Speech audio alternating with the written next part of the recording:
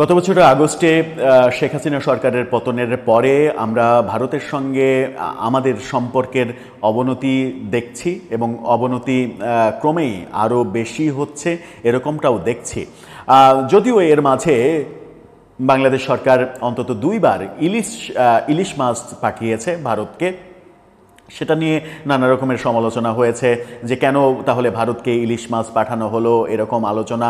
আবার ভারত থেকে চাল আমদানি করতে বাধ্য হওয়া, ভারত যখন চাল দিতে চাচ্ছে না তখন বিকল্প পথ খুঁজে পাওয়ার চেষ্টা, ভারত থেকে এখনও বিদ্যুৎ আসছে, ভারত থেকে অনেক কিছুই আসছে, কিন্তু ভারতের সঙ্গে সম্পর্ক উন্নয়নের ব্যাপারটা হচ্ছিল না যখন, তখন একটা বেশ মজার খবর গণমাধ্যমে উঠে এসেছে। দৈনিক কালবেলা এই খবরটা তুলে এনেছে, আরও কয়েকটা পত্রিকাতেও এসেছে এই খবরটা। সেটা হচ্ছে যে বাংলাদেশ ভারতের কাছে আবারও বাংলাদেশ ভারত যে ট্রেন চলাচল আওয়ামী লীগের আমলে শুরু হয়েছিল সেই ট্রেন চলাচল চালু করার জন্য ভারতের কাছে চিঠি পাঠাচ্ছে।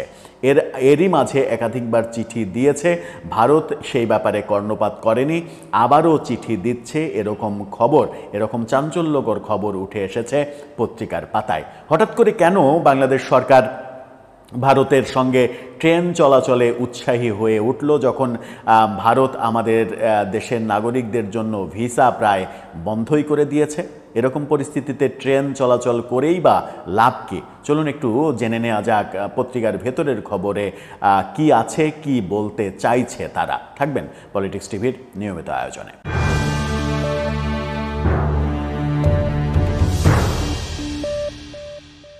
দর্শক, বলছিলাম ভারতের সঙ্গে বাংলাদেশের 3টা ট্রেন চলাচল শুরু হয়েছিল আওয়ামী লীগের আমলে, যেটা গত বছর শেখ হাসিনা সরকার পতনের পরে এই চলাচলটা বন্ধ হয়ে যায়।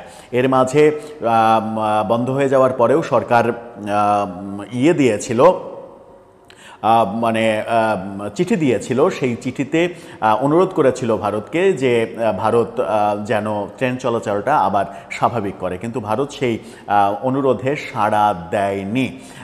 আবারও সেই চিঠি দেওয়ার উদ্যোগের কথা বলছে দৈনিক কালবেলার শিরোনামটা আপনারা দেখে নিতে পারেন। সেখানে বলা হচ্ছে, ট্রেন চালাতে ফের ভারতকে চিঠি দিতে যাচ্ছে বাংলাদেশ। গত বছরের জুলাই থেকে বন্ধ আন্তদেশীয় 3 ট্রেনের চলাচল।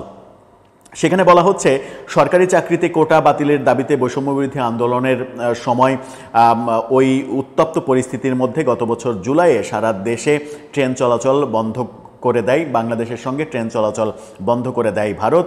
ওই সময় বাংলাদেশ ভারতের মধ্যে চলাচলরত 3টি আন্তদেশীয় ট্রেনের যাত্রী পরিবহন বন্ধ হয়ে যায়। এরপর ওই বছরের আগস্টের শুরুতে অন্তর্বর্তী সরকার ক্ষমতায় বসে 2 দেশের মধ্যে ট্রেন 3টির চলাচল ফের শুরু করতে এরই মধ্যে ভারতকে 2 দফায় আনুষ্ঠানিকভাবে চিঠি দিয়েছে। 2 দফায় চিঠি দিয়েছে, সেই চিঠিতে কোনো কাজ হয়নি, ভারত সাড়া দেয়নি। নিরাপত্তা ঝুঁকির কথা উল্লেখ করে ট্রেনগুলো চালাতে রাজি হয়নি ভারত। এরই ধারাবাহিকতায় দীর্ঘ 15 মাস ধরে আন্তদেশীয় মৈত্রী, মিতালি ও বন্ধন এক্সপ্রেস ট্রেনের চলাচল বন্ধ রয়েছে। এমন পরিস্থিতিতে যাত্রীবাহী ট্রেন 3টি চলাচল শুরু করতে আবারও ভারতকে চিঠি দিয়েছে বাংলাদেশ সরকার। চিঠি দিতে যাচ্ছে, কয়েকদিনের মধ্যে চিঠিটা দিবে। জানা গেছে, বাংলাদেশ ও ভারতের মধ্যে দ্বিপক্ষীয় রেল যোগাযোগ ব্যবস্থা সংক্রান্ত বিভিন্ন গুরুত্বপূর্ণ ইস্যু নিয়ে আগামী বছরের মার্চে 38তম ইন্ট্রা গভর্নমেন্ট রেলওয়ে মিটিং হওয়ার কথা রয়েছে। সেই IGRM এর প্রস্তুতিমূলক সভায় ট্রেন চালানোর বিষয়ে ভারতকে 3য়বারের মতো চিঠি দেওয়ার বিষয়ে সিদ্ধান্ত গৃহীত হয়। গত 6 অক্টোবর বাংলাদেশ রেলওয়েতে আন্তঃসরকার রেলওয়ে বৈঠকের আলোচ্য সূচি নিয়ে প্রস্তুতিমূলক ওই সভা হয়।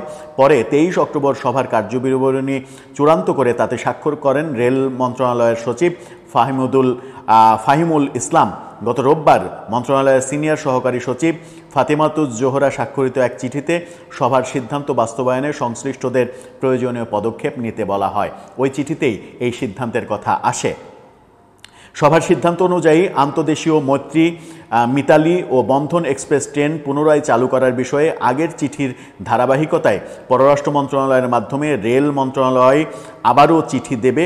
একই সঙ্গে বাংলাদেশ ও ভারতের মধ্যে চলাচলরত যাত্রীবাহী ট্রেনের সঙ্গে যাত্রীদের অতিরিক্ত মালপত্র পরিবহনের জন্য লাগেজ ভ্যান সংযুক্ত করার বিষয়ে ভারতীয় রেলকে আনুষ্ঠানিকভাবে প্রস্তাব পাঠানো হবে। আর রাজশাহী কলকাতা রুটে ট্রেন পরিচালনার বিষয়ে অনুমোদন চেয়ে মন্ত্রণালয়ের মাধ্যমে অন্তর্বর্তী সরকারকে চিঠি দেবে রেলওয়ে। রিপোর্টটা আরও বিস্তারিত রয়েছে, কিন্তু রিপোর্টের চমকের জায়গাটা হচ্ছে যে সরকার এর আগে দুইবার চিঠি দিয়েছে, আবারও চিঠি দেওয়ার সিদ্ধান্ত নিয়েছে, অফিসিয়ালি খাতা কলমে সিদ্ধান্ত নিয়েছে, সেটাই নিশ্চিত করছে কালবেলা। এর আগে ভারত একাধিকবার চিঠির পরিপ্রেক্ষিতে বলেছে যে তারা নিরাপত্তাহীনতার কারণে এই ট্রেন চালাতে চায় না। নিরাপত্তাহীনতা কেন?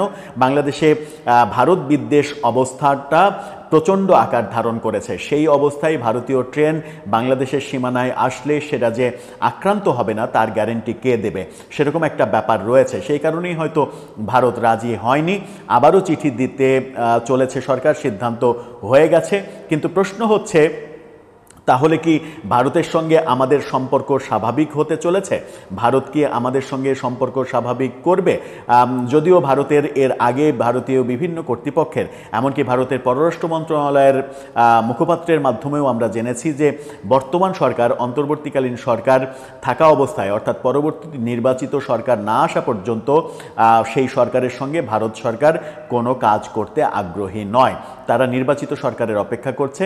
নির্বাচিত সরকার আসলে সেই সরকারের সঙ্গে কাজ করবে। এবং বাংলাদেশের আগামী নির্বাচন নিয়েও ভারত ইতিবাচক মনোভাব পোষণ করছে বলেও বিভিন্ন সূত্র খবর দিচ্ছে।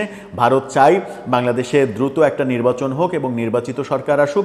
নির্বাচিত সরকারের সাথে তারা কাজ করতে চায়। সেই ব্যাপারটা যদি সত্যিই হয়, তাহলে অন্তর্বর্তীকালীন সরকার আবারও চিঠি দিয়ে সম্ভবত আবারও ব্যর্থ হওয়ার সম্ভাবনাই রয়েছে।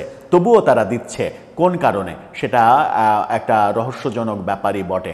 দর্শক, আপনার কি মনে হয় বাংলাদেশে যে ভারত বিরোধিতা হচ্ছে, ভারত বিরোধী চর্চাটা প্রচণ্ড আকারে তৈরি হয়েছে, এমনকি সাম্প্রতিক সময়ে যে ভয়াবহ আলোচনাটা ভারতীয় বিভিন্ন গণমাধ্যমে উঠে এসেছে এবং ভারতের পররাষ্ট্র মন্ত্রণালয় থেকেও উদ্বেগ জানানো হয়েছে, সেটা হচ্ছে যে জুলাই অভ্যুত্থান নিয়ে যে স্মরণিকা তৈরি করা হয়েছে, সরকার যে স্মরণিকা তৈরি করেছে জুলাইয়ের বিভিন্ন ছবি নিয়ে, রাস্তাঘাটে যে ছবিগুলো অঙ্কন করা হয়েছিল, গ্রাফিতিগুলো অঙ্কন করা হয়েছিল, সেই গ্রাফিতি নিয়ে যে সুভেনির তৈরি করেছে, সেই সুভেনিরের প্রচ্ছদ যেটা, সেই প্রচ্ছদে যে বাংলাদেশের ম্যাপ দেয়া হয়েছে, গ্রাফিতির ম্যাপ বলা হয়েছে বাংলাদেশ সরকারের পক্ষ থেকে, সেই ম্যাপ নিয়ে, বাংলাদেশের ম্যাপ নিয়ে ভারতের গণমাধ্যমগুলো যথেষ্ট আপত্তি তুলেছে যে এই ম্যাপে ভারতের বিভিন্ন অংশ দখল করে নেয়ার একটা প্রবণতা দেখা গেছে। এই ম্যাপটা বাংলাদেশের ম্যাপ না, এই ম্যাপ বর্ধিত, বাংলাদেশের বর্ধিত ম্যাপ।